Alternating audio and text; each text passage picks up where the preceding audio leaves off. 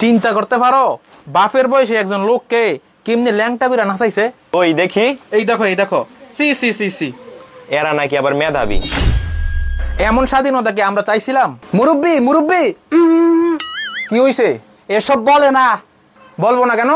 দেশের মধ্যে এগুলো কি হইতাছে? এমন স্বাধীনতা কি আমরা চাইছিলাম? আপনি কবে স্বাধীনতা চাইছিলেন? কি বলতে চাও? বুঝেন না এই ব্যাপারটা? ছাত্ররা যখন আন্দোলন করছিল তখন আপনি এই চায়ের দোকানে বসেই কইছিলেন ফকিন্নির পুতেরা খাইতে পারে না আবার আন্দোলন করে, কি বলছিলেন না? তুমি এসব কি বলতেছো? থামেন, আমরা সবকিছুই জানি। আপনি আগে দলের গোলামি কইরা অনেক টাকা পয়সা কামাইছিলেন, এখন আর কামাইতে পারেন না, বৈশা বৈশা ছাত্রকে দোষ খোঁজেন।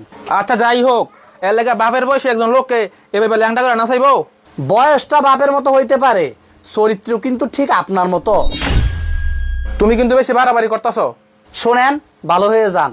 সরকার পতনের আগে আপনি কি করছেন আর না করছেন এগুলো সব কিন্তু আমরা জানি।